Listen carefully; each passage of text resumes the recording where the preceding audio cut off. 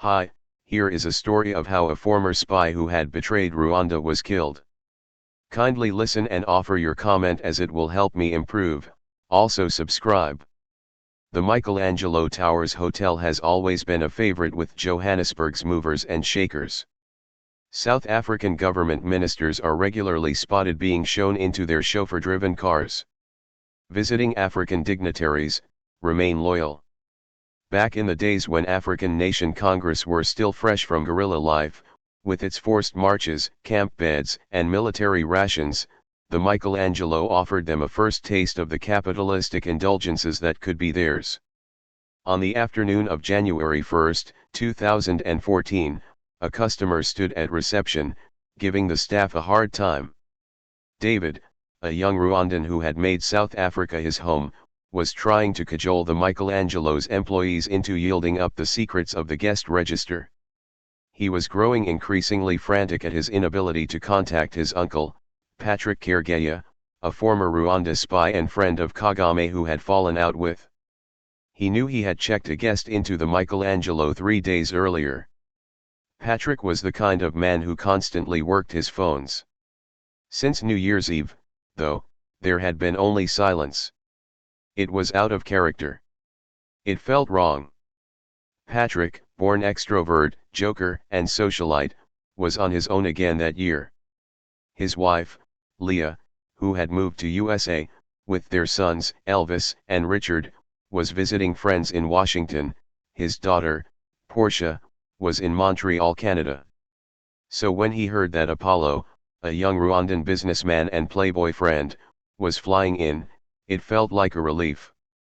Usually, Apollo went to stay at Patrick's house, a modern suburb on the outskirts of Johannesburg. But this time, Apollo had made an unprecedented request. He asked his friend to book him a suite at the Michelangelo, explaining that he had a series of meetings planned with Russian, Zimbabwean, businessmen. Money was no object, he said. Patrick obliged, and when Apollo flew in on the morning of December 28, Patrick went to meet him. Patrick had every reason to be careful. He was Rwanda's former head of external intelligence. He had fled the Central African country in 2007 after a high-profile falling out with President Paul Kagame and set up an opposition movement. Kagame was widely assumed to be behind the botched assassination attempt on one of Patrick's political allies in South Africa in 2010. It was logical to assume Patrick was on the same hit list, but he refused to take the level of care David Batenga thought appropriate. Uncle used to say, "Relax. We're just too paranoid. Start living." But David did worry, intensely. His relationship with Patrick was unusually close. The ex-spy chief had been the man who insisted he attend school, in the teeth of bitter resistance from David's father, an old-fashioned Tutsi pastoralist who believed in the prime importance of cows and land. He had plenty of both. Patrick had paid for David's schooling and played a pivotal role in getting him to Durban to study accountancy.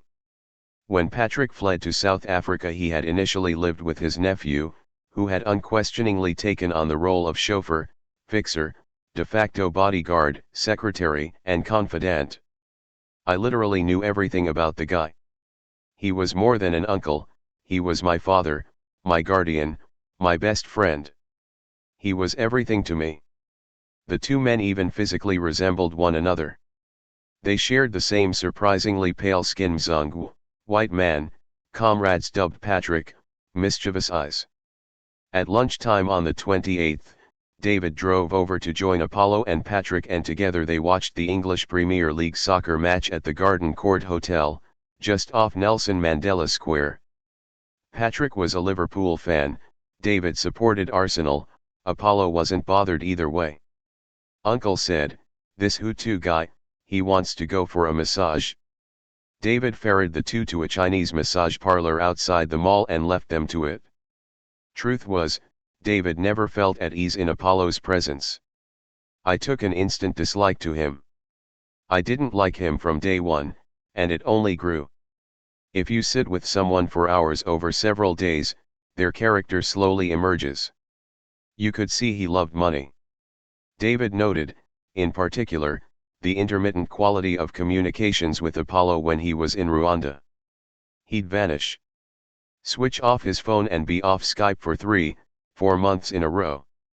Everything would go dead. And then he would suddenly show his face in South Africa. It made him wonder what exactly Apollo had been up to during the break. David had shared his doubts with Patrick, but his uncle brushed them off, and if you're a young African man you don't tell an elder he's talking rubbish. Counterintuitively for a former head of intelligence, personal suspicion had never been part of Patrick's emotional makeup. He based his relationships with people on split-second assessments, and once an individual entered the inner circle, they stayed there. It was a peculiarly un-Rwandan characteristic, but then, Patrick was the least typical of Rwandans. He'd always opened his home, his heart, and his wallet to emotionally damaged, questing young men in need of surrogate father figures, and Apollo, for all his flashy bravado, fitted that category. There were self-serving reasons for the friendship, too. Apollo was in business with Jeanette Kagame, the president's wife. He regularly shared beers with members of the Rwandan Patriotic Front in the officers' mess in Kigali, where he soaked up political gossip. What kind of gossip? Oh, the state of the nation, explains David. Who's in agreement with who? Who's not happy with Kagame? Which investors are in the country? Who is in and out of favor? Which foreign officials are arriving? What RPF relations are like with various rebel movements? He didn't say much, but he seemed to know a lot. For an intelligence expert in exile and in opposition, Apollo's chit-chat was gold dust. So David left the two men and returned to the soccer. He spoke to his uncle by phone that afternoon. "Are you still in the massage?" I asked. Patrick said, "Yes, we have our feet up, we're drinking coffee." I said, "Okay, I'll see you guys tomorrow." By evening Patrick was safely back at home. Patrick and Apollo spent the 29th together, and that evening the three men met up again to watch soccer. Leaving his uncle to wend his way home, David ran Apollo back to the Michelangelo at 11 p.m. The 30th was much the same. David, who was juggling his self-appointed role as fixer and fallback driver with his job as an accountant, attended a meeting with some asset managers at the Michelangelo's restaurant. He joined Patrick and Apollo afterward, leaving them there for another business meeting at 3 p.m. Patrick told his nephew he was going to see Apollo at the Michelangelo. I was invited to a black and white New Year's Eve party that evening, which started at 8 p.m. I rang Uncle and said, "Are you sharp?" South African slang for cool, he said. "Yes, everything is okay." It would be their last exchange. At 1:45, David rang his uncle from the party to wish him a Happy New Year. I phoned all three of his phones. Only two were working, but he didn't pick up. This was unusual. Those who have worked in intelligence rarely go incommunicado. He was always someone who responded very quickly, within 5 minutes. But I thought, these guys are having fun, remembers David. Patrick loved social events. And there was nothing to indicate anything was wrong. In Montreal, Patrick's 24-year-old daughter, Portia, 7 hours behind, was also watching the clock. She was waiting for midnight to strike in South Africa so she could surprise him. Like David, Portia has near photographic recall of that period. The day before, father and daughter had chatted via Skype. They had talked about a miniskirt ban in Uganda, and the irony of German race car driver Michael Schumacher being plunged into a coma after a skiing accident. I asked him what he had been up to and he said he had come from dinner with a guy from Kigali Apollo. Portia cracked a joke, asking, "Do you really trust those guys?" "Arg, I know, but sometimes you have to," Patrick replied. With her family scattered across 2 continents, the young law student had been feeling beleaguered. "My dad was stuck in South Africa, my mom and brothers were in the States, I was the only one able to move between any of them. My great fear was that something might happen to someone in the family and we wouldn't be able to get to them." But Portia had the optimism of youth. Going to be great. We definitely all have to focus and get our shit together. And he agreed. But when midnight struck in South Africa and she sent a message on Skype, Patrick didn't answer. I always got paranoid when he didn't reply. I'd always send another message immediately afterward. Nothing. She rang David. "Are you sure he's okay?" she asked him. David sought to reassure her, but Portia was not convinced. I was so uncomfortable that whole time. David himself only half believed his own words. At 1 a.m., he tried ringing Patrick. My wife was saying, "Why are you ringing him so much?" He felt angry with Patrick now, annoyed at the anxiety his uncle was causing those he loved. Also uneasy was Leah Kergaya, Patrick's wife. She was by nature a worrier, but whenever she shared her fears of the Rwandan regime with her husband, he would shrug and say, "Doesn't Kagame die, too? Do you want to live forever?" But at 9 a.m. he tried his uncle's phones again. All his phones were off. I thought he had a hangover, but decided to go round to his house and check. That was when David became seriously alarmed. Patrick was not at home. The bed was made up and the car was not in the parking lot. He drove to the Michelangelo, left his car in the giant parking lot, and went to reception. The realization that he didn't actually know Apollo's surname made him feel suddenly foolish. I said, "I'm here to see a guest. I don't know his last name, but he's a Rwandan." The reaction from the receptionist was predictable, but David, like his uncle, knew how to charm. They searched the entire computer system, but there was no trace of Apollo.